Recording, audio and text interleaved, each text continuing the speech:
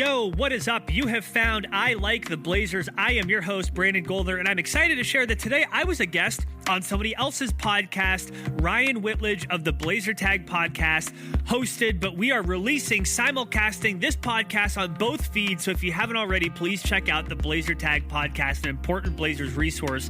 And we talked about the Blazers' much-needed win over the Bulls. We talked about, of course, Carmelo Anthony. We talked about Coach Stotts and lots of other things. But before we get to that interview, I wanted to hit on one thing really quick.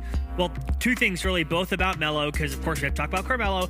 The first is, and just to reiterate something I said on the podcast with Ryan, I really do think that Melo looks physically slightly better than I thought he would, both on offense and on defense. And I think that's a good thing. Whether or not he can sustain it for the season is something else. And you don't really need for him to go out and score, 20, 25 points a game. He looked better than I thought he would. So that's point number one. Point number two, if you haven't already subscribed to The Athletic, you are missing out on some of the best NBA writing you can find.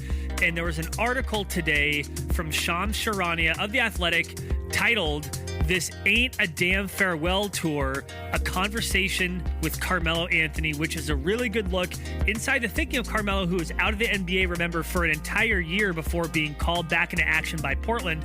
But there's one point in particular that I think that is worth highlighting. The whole story is great. I'm not trying to spoil the whole thing, but he talks about how he didn't want to use his relationships with other NBA players to get a job in the league. And, remember, Carmelo Anthony is the hidden fourth member of the Banana Boat crew.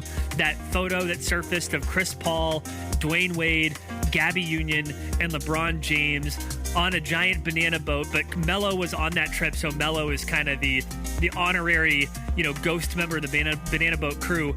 And he could have called LeBron. He could have called Chris Paul, and Chris Paul being the president of the National Basketball Association's Players Union, and he claims that he didn't do that. So from the story, he says, quote, "As far as friendships, I would never put business along with friendships. I would never do that.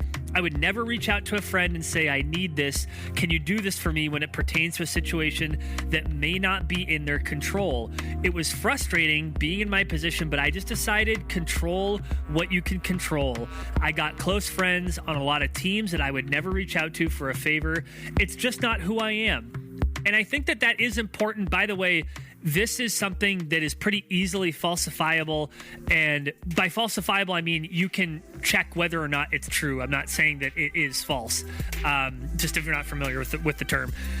I think it's an important part of his psyche that, look, he's made a lot of money in the league. He's going to the Hall of Fame. He has a lot of prestige. And if you're going to take him at his word, he didn't want to get a job because someone called in a favor. He wanted to get a job because he wanted to be a good fit on a team, which really is smart, because it's probably, I don't think that you can ignore that his last couple of stops didn't end very well.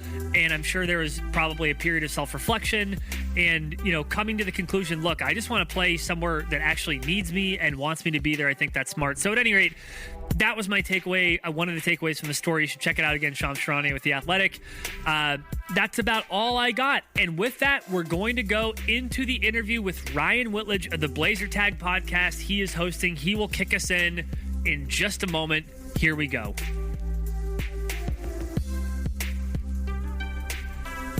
Alrighty, guys. So this is going to be a weird episode of BlazerTag, at least on my end. This will be a slightly normal episode of I Like the Blazers on the other end. But I am sans Hair and Green tonight. So Hair is currently laying on a beach somewhere in Hawaii, drinking Mai Tais and enjoying his time with his wife while watching a Blazers win tonight. So life is great for him. Green, on the other hand, is stuck in a financing class somewhere out in Beaverton. So life a little more rough for him. So it's just me. But luckily, I know some people. And I have one, Mr. Brandon Goldner here. Thank you for joining me, Goldner. I am a person. That's about the most accurate description of me that you could have. I know a person. I know people. I'm a person, and I'm happy to fill that role, a person. I put out the call to action on Twitter of that they help wanted sign, and I'm not going to lie, I actually got a lot more response than I thought I would. Until I started sifting through it, and I'm like, I know if none of these people can have intelligible thoughts about the Blazers. I tried to screen some of them by going through their Twitter, and I was like, no, you've tweeted nothing about the Blazers. You just want to yell into a microphone. The only two questions I have are A, do you provide benefits for this help wanted? And B, do you mind if I unionize? You can unionize. It'll be a union of one, seeing as that you are a part-time seasonal employee in my mind. So damn it, I'm a contractor. No. Sorry. Yes. Best I can give you is a 1099 after this. Does that work for you? That's fine. I'm going to have to ask Green for some help. I know he knows all that finance and tax stuff. He's a smart dude. I'll ask him if that's all I'm upping up. I wouldn't say smart dude. He's a finance and tax guy. He presents as smart. But yes, he's very good at faking that. So luckily, we get to record this on somewhat of an upswing because the Blazers just finished playing the Bulls, and they got the rare road win, or rare win, yeah, and blowout fashion style. So that's good. Have you made many bets with the scorecard app or scoreboard app? Is that the Oregon Lottery's betting app? Yeah. No, I have. I was going to set it up, and then I forgot. And then I was looking at all the reviews, and people are like, oh, it's impossible to set up. And the geolocation, it makes you check in. I'm just going to let the bugs work itself out. It's like my dad used to say, you never buy the first year of a new model car. You let them work out all the kinks, and then you purchase it. So I'm just going to wait a little bit on that. So I will let you know that I downloaded it initially as soon as it came out. And I'm up here in Washington, so I'm on the outside of the geofence. And I actually had zero problems signing up, setting up, anything like that. But every time I log on, it just asks me, can we use your location? I hit yes. If I'm not in Oregon, it still allows me to look at the bets and all that stuff. I just can't place them. Anytime I'm down in Oregon, zero problems. That's good. So that sounds like it's working as intended for you. There are some people who live in North Portland who are like, well, it's flipping back between Oregon and Washington. I think I'm far enough in where it probably wouldn't be a problem for me. I'm near OHSU, so I'm a little deep there in Southwest, so it probably would be fine for me. Maybe I should check it out. Yeah, I'd recommend giving it a shot. I actually had the rare opportunity tonight where I hit on most of the Blazer bets that I placed. So my one that I hit place that I was most nervous about was Blazers to win by at least 1.5 points, because that's been rare. I also bet on the Carmelo Anthony over 13.5 points. I felt solid about that at the end of one. Saw you tweeting about that. Yep. Yeah, the one that I thought was probably my easiest lock, which turned out to be completely false, was the Damian Lillard under 7.5 assists. Yeah, I finished with 12 tonight, so luckily I put the least amount of money on that one, but I still came out ahead tail end of the night. That's all I care about. Dang it, if only Dame had played just a little bit worse, you would have been sold. Would have been solid. No, I just wanted him to go God mode, because at halftime he was sitting at 7, and I'm like, all right, just Dame, carry it the rest of the way. Don't pass to anybody. Just go off for like 97 points. I don't care. Don't pass. Yeah, I mean, that's the thing, is the best version of this Blazers team that, doesn't have Nurkic and doesn't have Collins is one where Dame has weapons and means he's going to get more assists. Sorry. Not sorry, but to me, it's not surprising. It was obviously Carmelo's most comfortable and best game as a Blazer so far. So I don't know where you want to start with this. I mean, I think there's plenty to pick apart in this game, or you gave me a schedule and now I'm ignoring it. Now I'm just kind of going off on the rails. It's fine. That's exactly how my other two co-hosts normally do it. So I feel right at home with this, trying to reel this crap back in, and I'll probably lose the reins again. But seeing as that you just mentioned Carmelo, let's start. So our last recording we did right after the Houston Rockets game. So we on this show had not talked about the debut of Carmelo Anthony. So Goldner, how do you feel about Melo? How do you feel out of these first 4 games that he's been on the team? How do you feel as though his fit has been? It's been kind of a mixed bag because tonight was actually the first night that we got to see him with the true starting lineup. Dame had missed some games. Hassan Whiteside had missed some games. So how have you felt about what you've seen from Melo so far? Well, before I talk about what I feel about what I've seen, I want to talk about what I felt when he was first signed, which was not great. I didn't feel good about it. I had to jump on the pod, do an emergency broadcast, basically slandering Melo in every way possible. I was not happy about it. And you should have called me for that. I would have joined you on that. Man, the other two guys, the other two here are just they're bending over backwards. The hair absolutely loves him. There's no bad side. There's no downside to this. He absolutely is obsessed with him. Green, as always, is taking the middle ground. He's like, I could probably work, but I could see the downside. Me, I'm just like, what the ever living crap? We need defense, and you go for a selfish ISO offensive player. What the fuck? Yeah, it was tough. And if you follow me on Twitter at GoldnerPDX, you will see that I had to tweet out something along the lines of, I've always been a total and complete Carmelo supporter, and then an asterisk deleting 50 anti-Melo tweets. So my first thought when he was signed was very negative. I think games like tonight, it's tough to take too much away from it. Let's just run through the numbers really quick. He shot 50%, was 10 for 20 from the field, 4 for 7 from deep, 25 points, 8 rebounds, and he looked mobile. So, but it's against a bad team. The Chicago Bulls are not a good team. It's a game, the Blazers, that if you hadn't noticed that the Blazers were doing terribly this year, you would think this would be an easy win.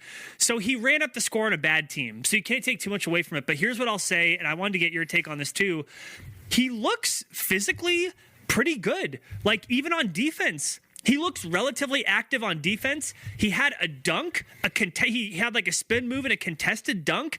Like, I mean, there's more we can say about it, but like physically, I think he looks pretty good. And if nothing else, I guess that augurs well.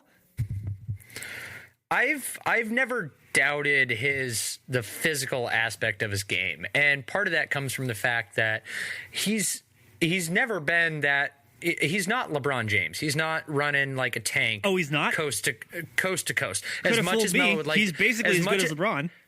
Well, as much as Melo would like to think he's as good as LeBron, that does not mean he is actually as good as LeBron. They're close to being the same age. That's about it. But so doubting his physical abilities has never been high on my list. It's always come down to what everybody else has said about Melo over the last week, and that's his taking a year off. Has he been able to observe the game and adapt his game accordingly? And is he willing to accept his new role in the league and on the Blazers? I'm still torn on this. I'm going to need at least a 10-game sample size before I feel as though I can confidently make a statement on how Melo's fitting in. So far, early returns are okay. And just to real quick, if you're going to give him props for having an awesome showing against a shitty team, his showing against the Cavs on Saturday night, 5 of 15, 0 of 8 from 3 for 11 points. So another shitty team, but then he turned in a shitty effort. Yeah, and I'll admit I didn't watch that game, so I can't speak to that. I can only look at the box score, but here's what I can say after watching tonight's effort against the Bulls, which is this won't show up in the box score as much. He had some passes that didn't connect, and it wasn't because they were bad passes. It was because, to me, it was pretty obvious he doesn't know his teammates. He had one of his entry passes was just like a beat too quick and CJ couldn't quite get to it. And another one was like a lead pass. It was just a little bit too far. And the guy he was passing to, I don't remember who it was at that time, cut in kind of the wrong direction. But he looks willing to pass. So to your point, if you weren't concerned about his physicality, which I frankly was, because he looked like he wasn't going to be able to stay in front of people on defense, that physicality piece I feel a little better about. And he looks willing to pass. So I'm wondering, and same as you, I want to give it like 10, 12 games.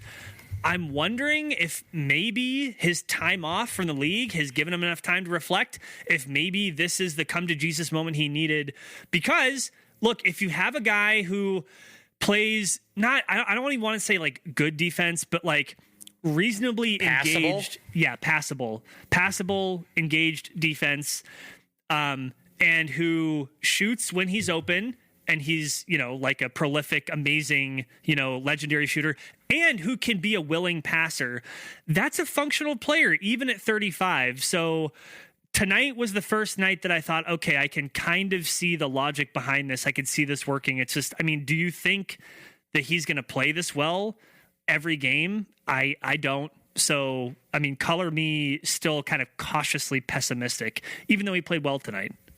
I guess the best comp that I could have for him in regards to your question of can he play this well continuously is in this right now, CJ's not even playing as well as he can continuously.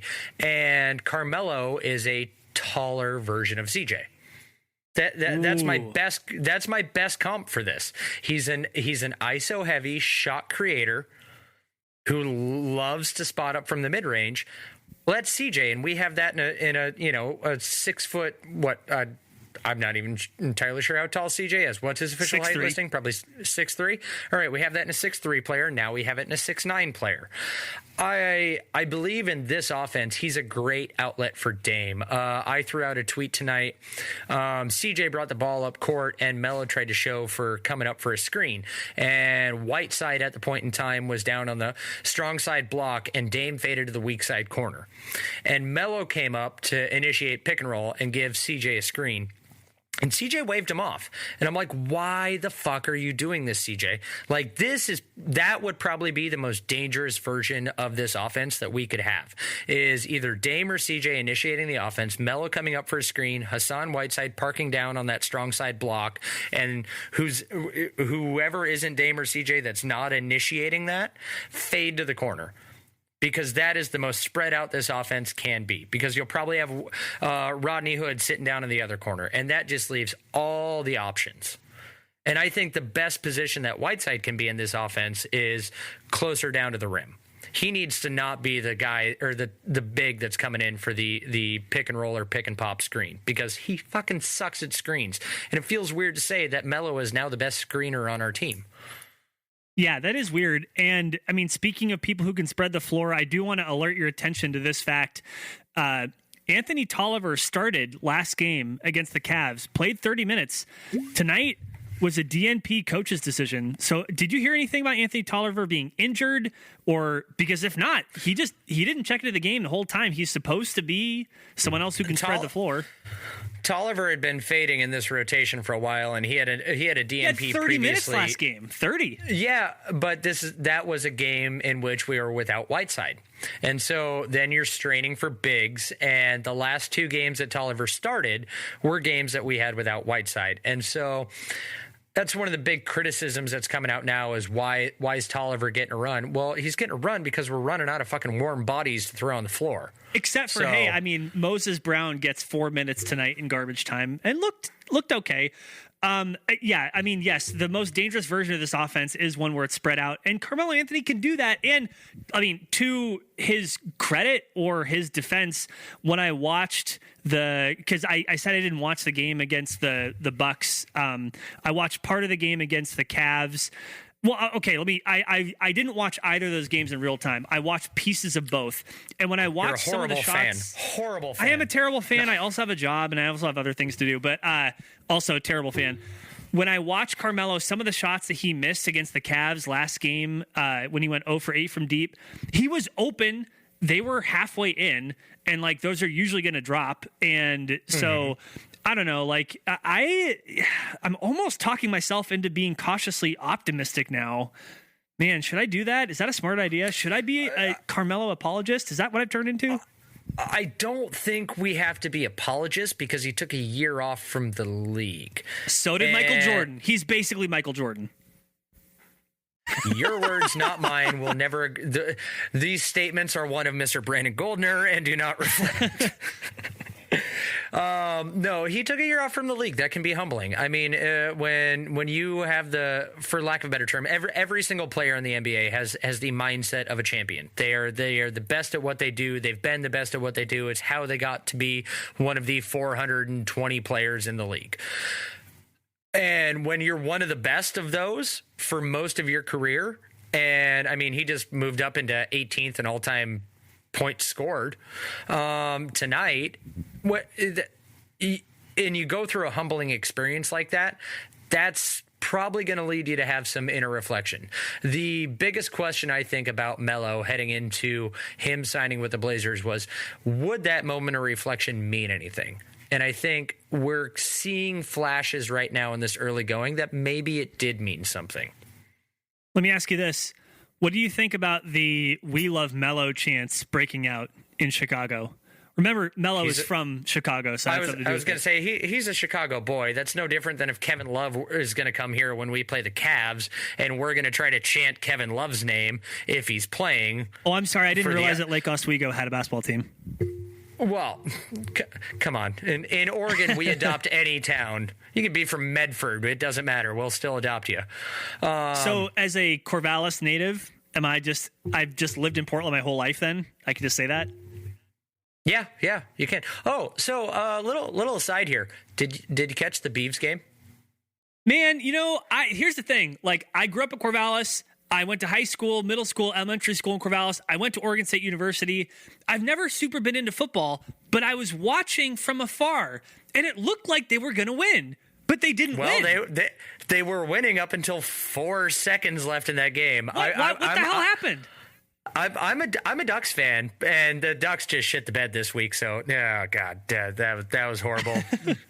Piss away their playoff chances with that. But no, then I was paying attention to the Beavs game. I'm like, holy crap, they are ahead. They just made a piss poor decision to go for it on fourth down instead of punting it away and trying to pin them with their defense. But that was the last game that I would be rooting for the Beavs, because I was really hoping that they'd get to a bowl game for the first time in many, many years.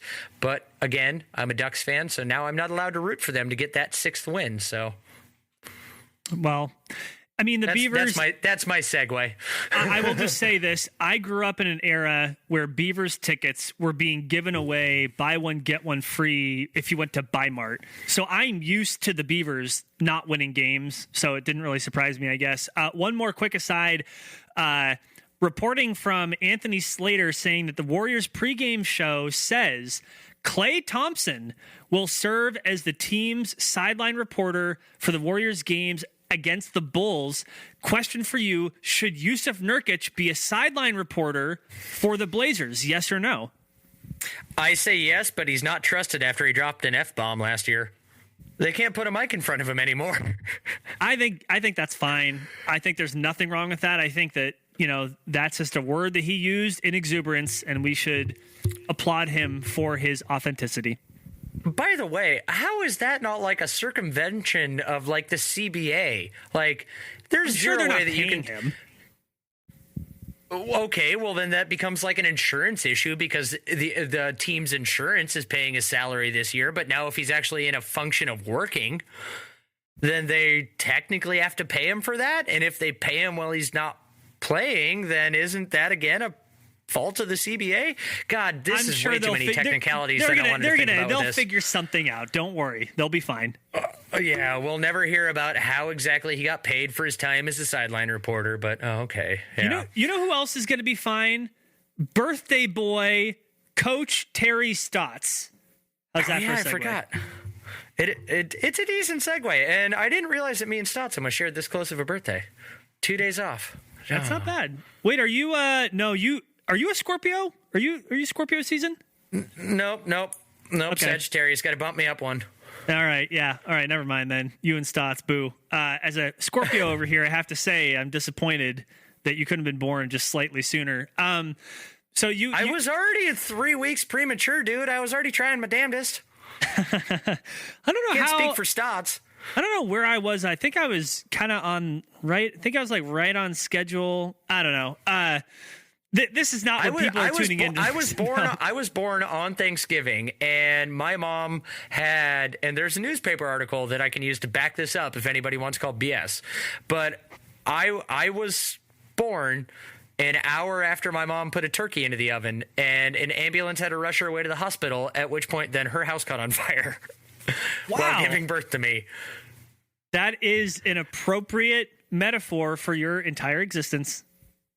Wow. Oh, love you too, bro. I'm sorry. You're only allowed to throw shade like that if you actually show up to my birthday party that you get invited to.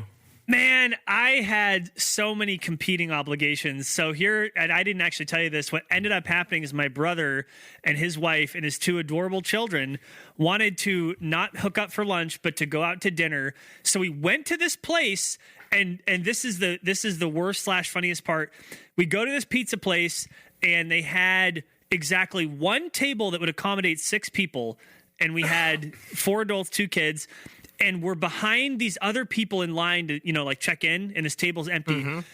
And so they seat the people in front of us, a party of 4 at a table for 6. And so then I go up and I go, hello, we have a party of 6. How long will it be? And she goes, oh, well, we only have one table for 6 and we just sat it. So it's going to be about an hour. And I was not super stoked about it. So we ended up waiting like 35 minutes. The food ended up being good. That's my excuse. I'm sticking to it. Happy birthday. Sorry I couldn't be there. It was better for me not being there. Let me just say that. You're glad that I didn't show up.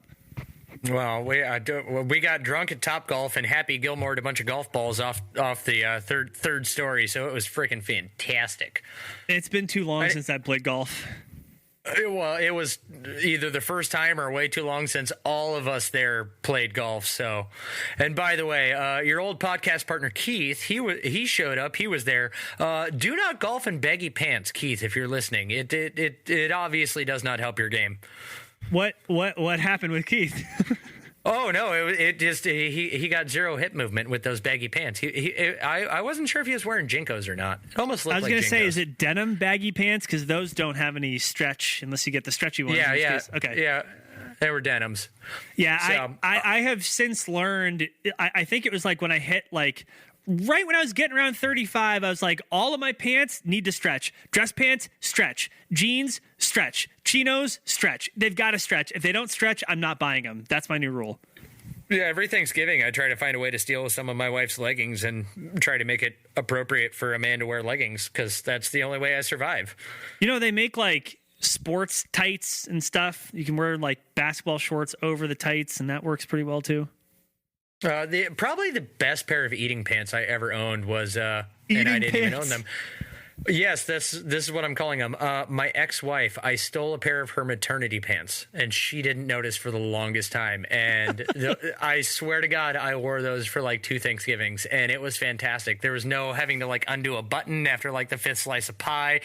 Oh my God! If everybody listening to this audio could see the disapproving look that you're giving into the camera right now, it's fantastic. I'm trying so hard to be polite, but I'm finding it difficult. Why don't we talk about Coach Stotts, because you have it here in the rundown. Yes, so we're getting into the trail mix portion. We'll just breeze past this real quick. Blazers wave Pau Gasol. None of that better get edited out, by the way. That's all staying. I just cut out the dead parts. That's all I do. Good, okay. But so the Blazers wave Pau Gasol. He was unable to successfully go through rehab or hit way too many snags in his rehabbing process. But the good news, I guess, is that he will still be seated on the bench next to Jusuf Nurkic because they're trying to keep him on as a coach. So how do you feel about that? Big loss for the Blazers? Not a big loss? I feel like it's a loss in that they were hoping he'd contribute something. It's a loss in that they lose a warm body. It's not a loss in that his presence will be the same as it was before, except for now they have an extra roster spot. I'm not as concerned about the salary implications. I'm more concerned about how many players they're carrying on the team. So this makes it more likely that they can perform an unbalanced trade, right? Take back more players than they're giving out. Whether that's packaging Whiteside and Bazemore for something else and some other players. I think that it gives the Blazers more flexibility, but it is a bummer in that they thought they'd have a serviceable, 8, 10, 12 minute big at some point, and now they don't. So that part's I had him pegged to probably play about 15 minutes a night. So, but he was also going to be the main backup to Zach Collins. So just that entire, just to shit. Yeah, I mean, and I get that the Blazers, their rotations were built somewhat tenuously. If you're first of all, relying on Zach Collins to play much better than he did last year, that's questionable. For Hassan Whiteside to play motivated, that's been questionable too. And then you're hoping that Pau Gasol is going to get healthy, and then you're hoping that Skal Labissière can provide something. So, I mean, even from the beginning, all of this was a little bit tenuous, but So yeah, it's not disappointing so much as it is just like, well, they lose a warm body for now. This might help them later. So I'm trying to take an optimistic view of this. And so there you go. So speaking of how players are playing, players are coached. And apparently there is a new faction that is now being super vocal on the Blazer interwebs. And this is the anti-Stotts faction. They are currently at war with the pro-Stotts faction. And there's nothing that anyone can say that can sway their mind. For anybody who's not up to date on this, apparently, based off a very vocal portion of the Blazers fan base, Stotts is absolutely murdering this team. He is not coaching appropriately. He is making poor substitutions. The play calling is subpar. Everything is wrong. Everything's fucked up. Brandon, I got about like 32 paragraphs typed out here, rants that I want to make. So I'm just going to let you start this train, and I will chime in when you hit a point that I think I agree with. That's fair. And I don't have anything written out because as the guest on this podcast, I don't have to do any work. I get to sit here and spout my uninformed opinions, and I feel great about that. I've been a longtime Stotts supporter. If people know that my pinned tweet is a picture of me with Coach Stotts when he visited City Hall as one of the highlights of my entire life. That's less than a year old, so you can't claim that for a while, though. That's true. That's a good point. But I think Coach Stotts is an incredible coach for a lot of different reasons.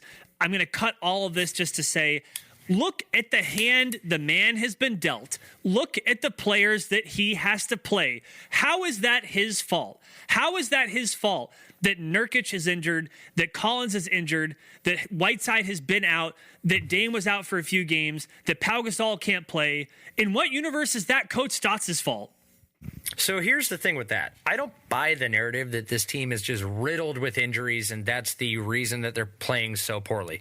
Coming into the season, like I don't think you can claim, even though he is injured, I don't think you can claim Nurk as an injury that's affected this team and this performance thus far, because we all knew he was going to be out until at least February. We're not at February yet. I'll judge the Nurkic injury for after February. But he wasn't expected to be healthy until around the All-Star break. Quick interjection to say, though, you can't build your team during the summer around a temporary short-term relative to the lifetime of a player, short-term injury. So you do have to build your team thinking that Nurk is going to be there. Hold on. Yeah, I got that bullet point later. I'll touch back on this. All right. I just blew your mind. No, I actually do. No, you made me have to scroll, you asshole. No, but right now, going into the season, the only player of significance that has experienced a major injury is Collins. And I mean, as we touched on before, we didn't think Gasol was going to play heavy minutes, so his injury stuff is not super impactful. It is impactful in a sense, but not super impactful. Whiteside, he's missed a game here or there, but he's not missing major time. Dame only missed 2 games. So injuries, well, yes, they do play a part. They've not been a major contributing factor outside of Zach Collins. And so losing one player shouldn't be that negative of an impact on the quote-unquote deepest and most talented team that Olshey has ever assembled. So, and I think that is a good point. It's not just the injuries. It's the architecture of the team, regardless of what those injuries may be. And so, yeah, my main point really is that the cards that Stotts is playing were not dealt to him by himself. Stotts is not both the dealer and the player. Olshey is dealing the cards. Stotts is playing them. So for people who are looking at this Blazers season and saying, well, this is Stotts' fault, why is he playing Tolliver so much? And I kind of agree with that criticism. Fine. Okay. But there's a lot of other things that go into being a coach that include things, and I've ranted about this on many podcasts, ego management, something that I think people overlook and maybe don't talk about enough in being an NBA coach is how is it that you manage the egos of players who are fabulously wealthy, who are very good at what they do, who are in the top, 50, 100, 200 people in the world at what they do. How is it that you manage all of that and you can still get people to buy in and listen to you, that's super difficult. And guess what? Stotts has proven that he can do that, and has proven he can do that with multiple groups of different players. That itself is worth a lot. Not to mention that he has the support of the team's best player, Damian Lillard. Those two things, let alone the X's and O's, make Stotts a good coach. Do you disagree?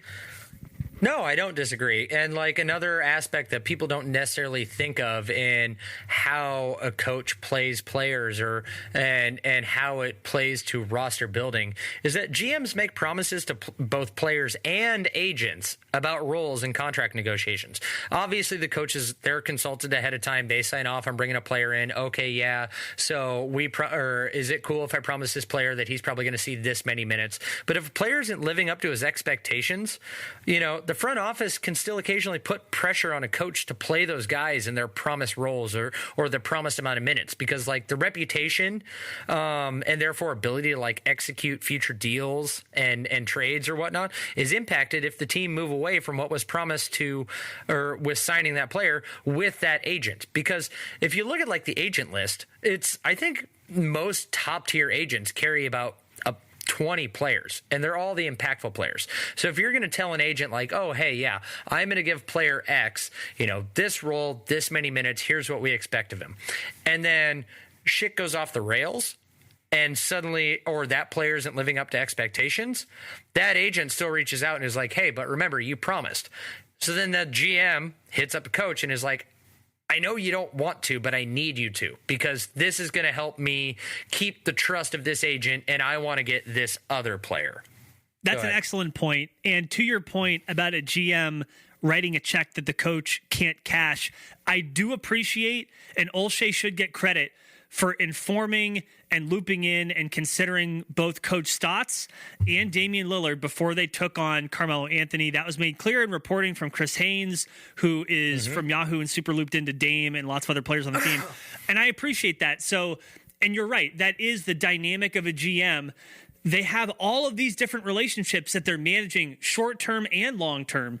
It's the same thing not only with agents, but with people in the media. You wonder why when you see something, for example, from Adrian Wojnarowski, and it's about the Blazers, you know that Olshey is the one informing that, because that's just a relationship. He probably wrote the tweet for Woj to send. Yeah, you know that Woj saved that tweet in his drafts and then copied it, pasted it in a text to Olshey, and only once he got the okay did he hit send on that bad boy. You know what's happening, but you're right.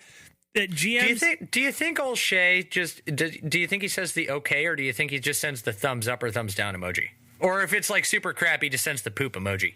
I'd like to think that he's sending the shaka, because Olshey, is kind of like a tan Southern California, wants to be cooler than he actually is.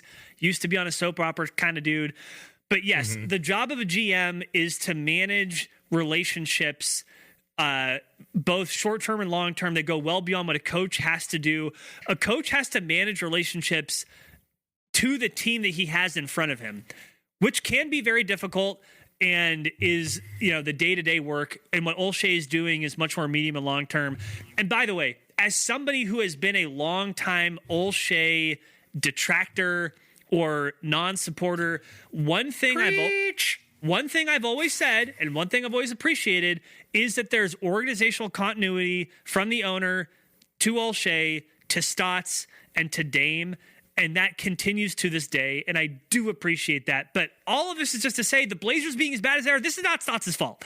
This is not Stotts' fault. If you think it is his fault, then you are mistaken. One other quick point I want to touch on with this, because people are clamoring for like, oh my gosh, so he's not changing his offensive play calls, or when that very damning thing from what Dan Sheldon came out about, like, oh yeah, so Melo only had time to learn 5 of the Blazers 100 plus plays, which, by the way, side note, I really hope that the guys at Peeps and Plaid gave their information to CJ and do get the chance to go to that OKC Thunder game. Well, I loved seeing that. I know Austin won't. I loved how Austin won't. He lives in Phoenix, so that's just right up there. Oh, he'll fly in. From Phoenix to Portland, thing. That's a cheap flight. Southwest will get you there in $100. I would damn well do that if I had free tickets to the game. Me too. Free media passes, backstage passes, all that crap straight up from CJ. And just for no other reason than to sit in the locker room and get berated by CJ about how my take was wrong. My favorite part about that tweet were all of the thirsty people sliding in saying, I'd come do that. I would do that. And there is one organization who will remain unnamed who said that they would also do that, and I was like, okay, well, sure, whatever. Anyway, yeah, I hope they do get the chance to do that. That'd be amazing. But so along those lines, so like my theory with all the complaints about the lack of offensive play calling or defensive changes and all that, in my opinion, Stotts can't be expected to completely change his offensive and defensive principles just because certain players were brought in to be used as like future trade chips. Nobody expected Hassan Whiteside to be here the whole season. And the type of game that he plays is completely different from the type of game that Nurk plays. And so why are you going to completely throw out the baby with the bathwater for a short-term gain when Nurk's going to be here in the long run? You know, Whiteside's a lesser player than Nurk. He doesn't share his same strengths. So again, why upend all of your defensive principles in which Nurk was excelling in and the team was excelling in when he was playing just for that short-term gain of, well, Whiteside's here.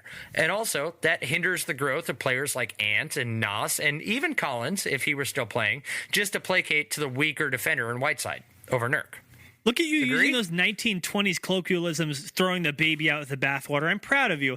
I'm with you on that. I also do kind of understand that there are times when as a coach you have to adjust. You have to look at what you have and do something with it. The Blazers can't afford to be 5-12 or 6-12 or whatever the hell they are. They can't 6-12. You give that win its respect, damn it. The thing is, the Blazers, two things. I have so many more opinions about this, but two things. One, they can't afford to be 6-12, but two, they are lucky that the West at the bottom is a little bit weaker than we all thought it would be, right? Like we thought that it was going to take 50 wins to get in the 8th seed. That's not the case. Enough teams have played poorly enough where the Blazers are not out of the playoffs yet.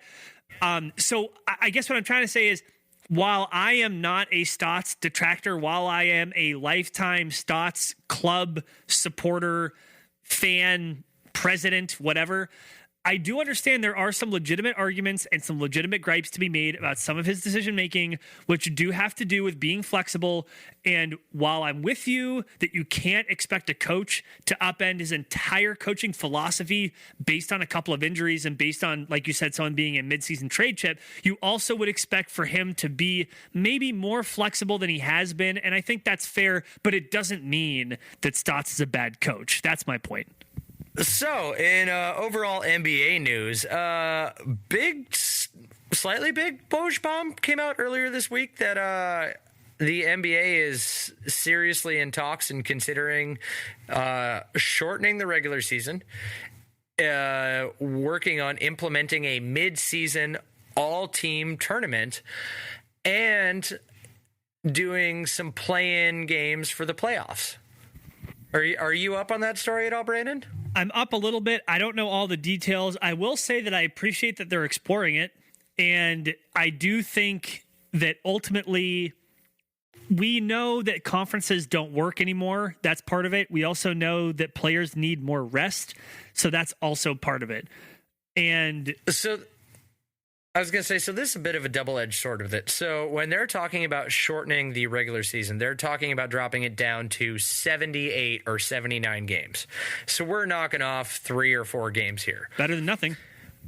It's better than nothing, but then you insert a mid-season tournament, which the only benefit I would see to a mid-season tournament is if you're going to make that basically the All-Star game.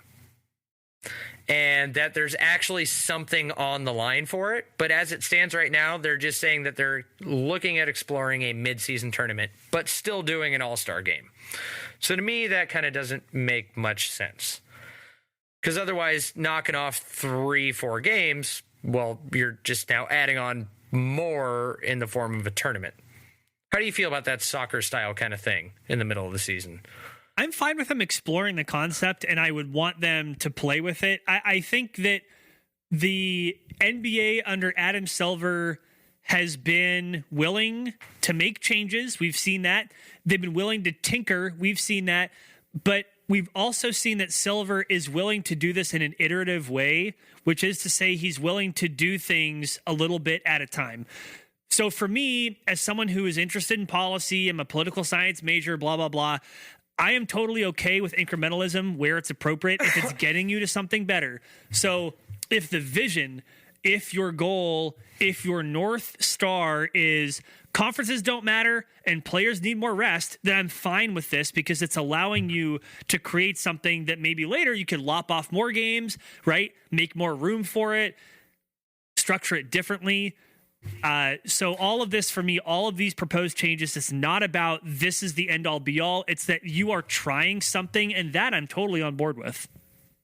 So, by the way, in regards to the restructuring of the playoff seating, they're not trying to get away with conferences, words hard, in totality. They're talking about in the middle of the playoffs themselves, reseeding, but doing the reseeding in the middle of it with no regard to conference.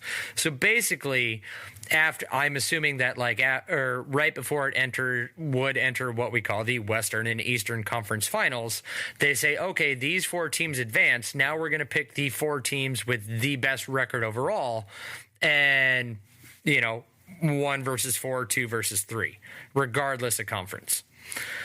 I'm a little less on board with that. If you're going to fuck around with playoff seeding and disregard conferences, you do that straight from the beginning. You do the top 16 and make them go at it. But again, to my point about incrementalism and doing things a little bit at a time, some people don't want to see the conferences go away. Some people want to see them remain. There are fans who have an emotional connection to conferences. There are people who like to see those head-to-head battles every year, right? Like, can the Blazers get past the Sonics, or can the Bulls get past the Pistons, or whatever the rivalry is? People like that. Mm-hmm. And that's something that's been a part of people's NBA fandom for a long time. So I don't mind trying to get away from it a little bit at a time. The thing I'm always most interested in these conversations is about travel. And I'm not a scientist. You're not a scientist. Neither of us are doctors.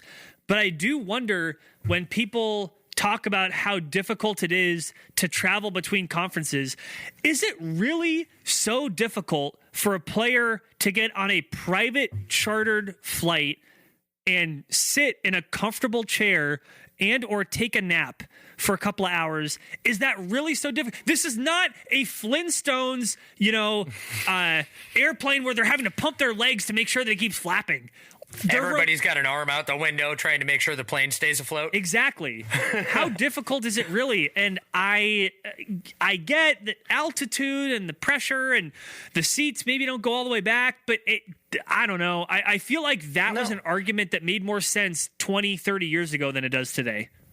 If you're going to go with that route, then I'm going to say then the number one change that they need to make is they need to reseed the divisions. Because how are the Portland Trailblazers, which, sorry, Toronto, the team of the North, in the same frickin' division as a team in Oklahoma City? And you're going to tell me that we have to play... Because they used to be in Vancouver, Ryan, that's why. But I understand that. No, that's Grizzlies, and we're not in the same division as the Grizzlies anymore. Oh, I'm sorry, Seattle. God, Seattle. The Blazers won, and now my brain doesn't work.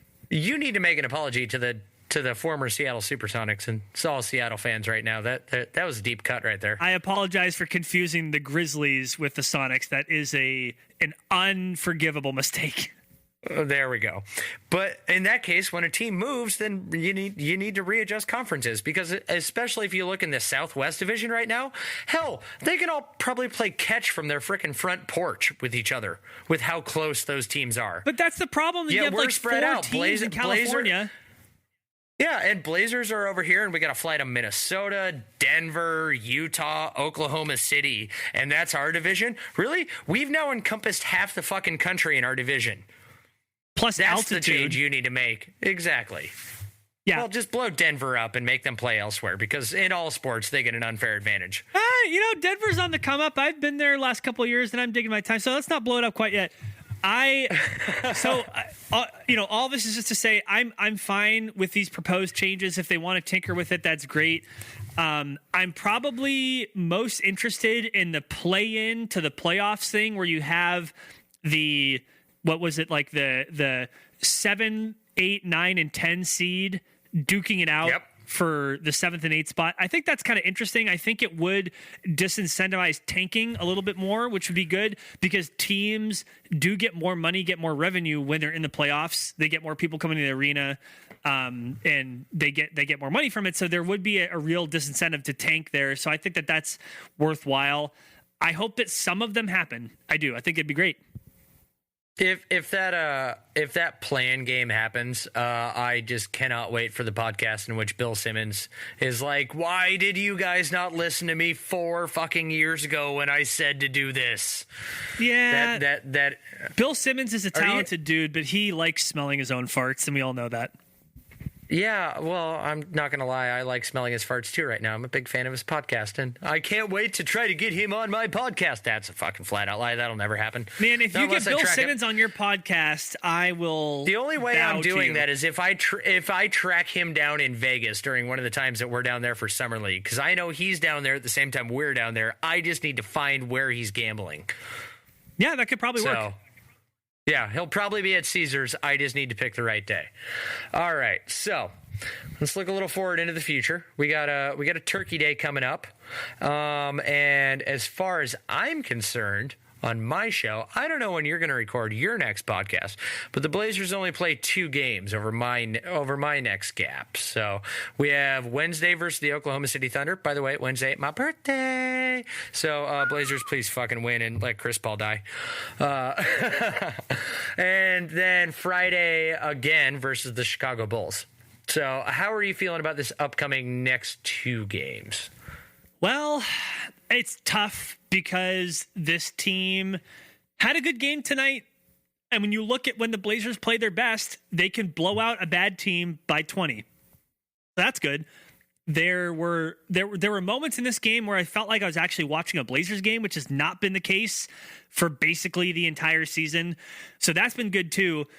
It's really tough to tell. Is it a cop-out answer to say I don't know what's going to happen? I would be hopeful in thinking that they're going to win both those games. They certainly can win both of those games. They are finally back home. That's nice.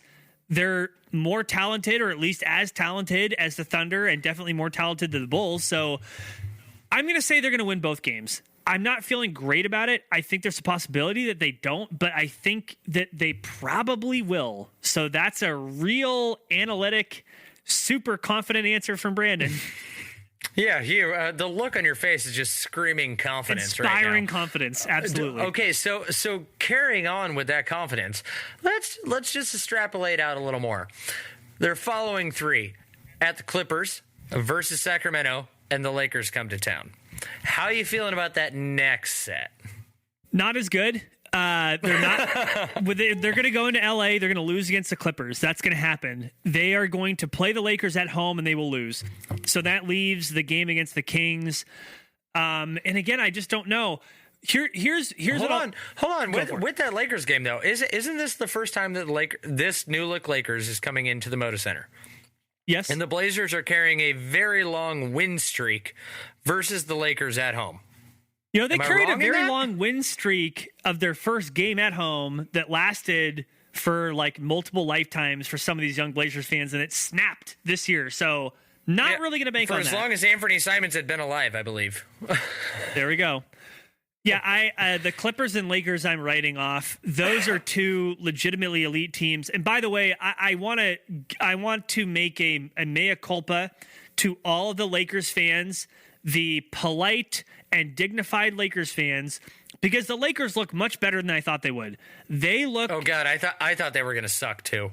Yeah, I mean, I thought they were going to be pretty good. I think you remember some preseason podcasting where I was pretty high on the Lakers. They look better than I thought they would. They look really good. We all knew the Clippers would be good. They are good. So again, I'm writing those 2 games off. It's the Kings. The Blazers, quote unquote, should win. But then again, the Blazers, quote unquote, should not be 6-12. So I don't know. Yeah, they should have won against a depleted Golden State. They should have won against a crappy Cavs team. There's a lot of shoulda, coulda, wouldas in this season, and I just feel predicting a Blazers win is no different than having a freaking coin flip. Because, I mean, again, I'll look back at the Bucks game and I'm like, oh my God, they played fantastic. And yeah, it seemed as though they were getting their ass kicked most of that game. But then again, half the Bucks lineup is over 7 feet. So when we have no size, I'm just happy to be down 10. We got it to within 2 at one point in time. So, and then come out our next game, play like shit against the Cavs. I don't know. It's a coin flip. Just heads or tails. That's what's going to happen in a Blazers game this year. That's all I know. I would just like, I guess, so here's my metric of success. Let's leave aside how the Blazers play against good teams because they're not ready for that yet. If the Blazers start beating the teams that they need to beat, that's going to be nice. If they do well against the Bulls at home and they just blow them out, that's going to be nice. If they play well against the Kings, that's going to be nice. I think that that's the low bar that the team has set for itself is, can they beat the teams that they're supposed to beat and look confident doing it? We saw it tonight. We know it can be done. Can they do it consistently? That's going to be really, really important. The good teams, that'll come later. God, this is just so sad to be at this point in the season, this early in the season, still under 20 games in, and the team that was touting that we want to play for a championship, we feel as though we are worthy of playing for a championship, is now just at the point of going, can we just beat the teams we're supposed to beat? Let's worry about the good teams later. Yeah, expectations are a hell of a drug. This is why I maintain that everyone on the Blazers roster needs to just constantly maintain that underdog mentality. When they start buying what they were selling themselves, that's when it all went south. But they didn't need to say they were competing for a championship. I mean, they didn't need to say that, right? They didn't need to set expectations so high. They could have just said, but they did. We want to make another deep playoff run. The West is really good this year. A lot of teams got better. We think that we're talented. We want to make a deep playoff run. They didn't have to go with the title talk. That was like 2 bridges too far.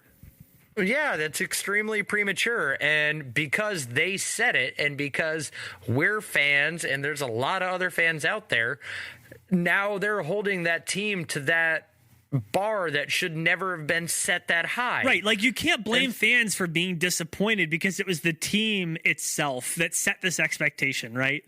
And let's not even say the team. Damian Lillard, the leader of the team, made numerous quotes in the offseason that we believe we're worthy of a championship. We believe we're worthy to play in a title game. We deserve it.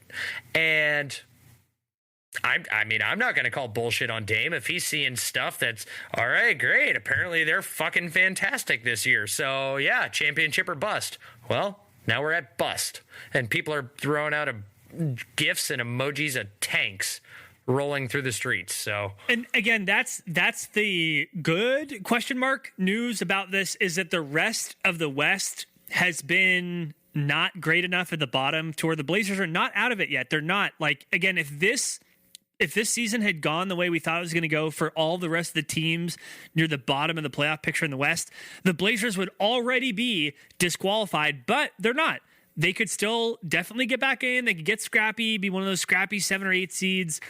Top seed is now definitely out of the question, but they're not out of the playoff picture, and that's something, I guess. Yeah, my season-long beer bet of them for 50 wins is looking slimmer and slimmer. This may be the first year that Green wins, and he's always been on the low end of the beer bet spectrum, and I think he pegged him for 42 this year, so he's actually trending a little too high on that, and that makes me sad. Let's do that. Where do you think, given this 6-12 start, how many wins are they getting this year? See, this is a weird one because I'm used to them kind of starting off somewhat mediocre-ish. Not this horrible. But they've gone on stints in the past where they've just played like crap for a good, 15-game stretch. And it's weird because we all knew that this first 18 games of the season, when they're playing most of these games on the road, was going to be hard. Realistically, right now, I would probably peg them, if they can get their head out of their ass and pull this crap together, I'm still going to give them a 44, 45 wins if they can get it together. And I'm saying this without trade. This is not me going, hey, so if we flip Hassan Whiteside or we do this, that, or the other, or we make a major trade on the 15th or at the NBA trade dedeadline, whatever. There you go. You just covered your ass very well. Team as constructed. Look at this professional. Right now. Yeah, I may have done this once or twice before, but I'm saying team as right now constructed, 44 to 45 wins. I would go a little lower, but I think that you're right that it's possible it could happen. It could happen without a trade. I do think that the most interesting thing here is how are other teams around the league doing? And I have my eye very strongly on the San Antonio Spurs. They're not looking so great. LaMarcus Aldridge, come home, baby. Come on home. Come on home. Man, because that would be... That's the only part of the song I know. I was going to sing more of it, but that's all I got. I mean, I know that this is a podcast for another day, but LaMarcus Aldridge on this team would be pretty great. It would be pretty great. I mean, that would be very, very interesting. If you get LA on this team, it'd be very interesting indeed. See, and I agree. That's probably the best and most realistic trade expectation that the Blazers have. I love seeing all the, if you do this and get Aaron Gordon, or if you do this and get Kevin Love, or do this and get Blake Griffin, and it doesn't even matter. Like, you're seeing the unrealistic. Like, people want to ship off Hassan Whiteside, Kent Bazemore, a first and a second, and they're even trying to give up this year's first. And I'm like, no, this year's first, unless you're going to lottery protect the ever living crap out of that, you keep that thing. But I'm like, why is everybody giving up so much for a player that you don't even know if that team wants to trade? It takes two to tango in this. So, yeah, Kevin Love may be a great fit on the Blazers, but do the Cavs really want to give him up? Aaron Gordon may be a great fit on the Blazers, but does his team want to give him up? Same with Blake Griffin. Just because these players would fit in our system perfectly doesn't mean their team wants to give them up. But you look at what San Antonio is going through. DeRozan and Aldridge are not working, and the Spurs are not winning. There's no harm in them getting out of that and shipping him off for an expiring contract. So, yeah, it's probably the best fit. The only thing that's rough about that is that, I mean, Popovich doesn't have too many more years of coaching, and he probably wants to push as hard as he can. So that makes it a little bit harder. But yeah, I mean, best excuse for him to get out. He trades a star player and he rides off into the sunset because it just wasn't his year. Yeah, I guess. It would be funny to see him retire at game 81 so that he didn't have that last season where he didn't make the playoffs. Does Duncan take over as head coach, or is that Becky Hammond then? I think Hammond would be second in line. Oh. Yeah. Kennedy was giving me crap the other day. I was saying Becky Hammond was hot, and he told me I was crazy. Well, I mean, I think that she's a really good coach, and that's something that, by the way, is really, really... Nice PC save. It's not even just PC. It's true, and also it's important. I mean, you considering a league that has never seen a female coach, it is super important to see, like, when he got tossed, like, it was like a week and a half ago, and you saw Becky Hammond was the one coaching, and, like, that's a big deal. So, I mean... No. If you followed even the Spurs Twitter, they actually came out and said that Becky Hammond and Tim Duncan were splitting coaching duties. Well, okay, whatever. That was a disservice to her that I disagreed with on their part. So. I don't think it's PC to say that that's important, because it is. And so, I mean, at any rate, the Spurs... Look, they want to do right by Coach Pop. They do. And he deserves that. He deserves to go out however he wants to go out. If he wants to be competitive, he wants to keep LA. And they somehow, convinced him to take a contract extension, and maybe there's some goodwill there still. He doesn't want to be traded. I don't know. But I would love to see LA on this team. I'm with you that Kevin Love and Blake Griffin, injury considerations, Aaron Gordon, not quite the right fit. One more name I'll throw out there, Ben Simmons has been underperforming. He's been underperforming his max contract extension. You wouldn't want to see Ben Simmons on his team? God, no. And on a team where we already tried to bring in people who we thought that could shoot and can't shoot, I don't need to bring in a guy who can't shoot. And I mean, see him not shoot. He would he would be a second unit monster. The Blazers could be the first team in league history to have 2 starting lineups. Second unit. You want to bring Ben Simmons in to be the backup point guard, first man off the bench? You just stagger the minutes such that he gets starters minutes, but that he's not playing with Dame somehow, mostly. I threw up in my mouth, and it will never happen. Look, I'm just trying to convince myself that there's something out there for these Blazers so they can get better. I'm sure there is something out there, and there's the last name of Ball involved, but that's all I'll say. Oh, Lord. I can't, as talented as some of those players are, I can't abide by that. You just don't want their dad floating around the locker room, do you? That's exactly correct. All right. On that note, let's wrap this thing up. All right. Anything you want to plug? Anything you want to talk about? Anything you need to say? Why, yes, I do want to plug, and I appreciate the opportunity. You should follow me at GoldnerPDX. But more importantly, I Like the Blazers. That's the name of the podcast. You can also find that at I Like the Blazers on Twitter or on Facebook. And that's pretty much it for me. That's what I want to plug. I'd love if you guys want to connect with the show, give us a review. That'd be dope. That's pretty much it. I don't have any important works that I want to plug. It's just the show. So you can find me at the Witty Ryan on Twitter. You can follow my works on Off the Glass or at OTG Basketball. I will have a piece coming out here within the next day or two, coming to the defense of the recently ridiculed Coach Terry Stotts, because nobody talks about my Terror Bear that way. And you can also follow this podcast on Apple, iTunes, Spotify, Stitcher, I think of wherever else you get podcasts from. Just search BlazerTag Podcast. You can follow us on Twitter at BlazerTag PDX. And that's about all I got. Till then, happy Thanksgiving, bro. Happy Thanksgiving to you, too. I was wondering, are you kicking it back to me? I don't know what to say. I hope that you edit out that extremely awkward pause. But yes. No, I'm looking at that really long silent bar. I'm keeping that in there. Thank you for having me on. It's a pleasure. Appreciate you. Thank you. All right. Go Blazers. Thank you to Ryan Whitledge for having me on his show and allowing me to simultaneously release this podcast on our feed. And of course, if you want to help us out, we would super ultra appreciate it. You can find us at I Like the Blazers on Twitter or Facebook. The most helpful thing that you can do, if you wouldn't mind, please, whatever podcast catching device you're using, whether it's Podbean, which is something I only heard about from the No Dogs podcast, formerly the Starters. Podbean, Radio Public, Spotify, Stitcher, Apple, Google Play.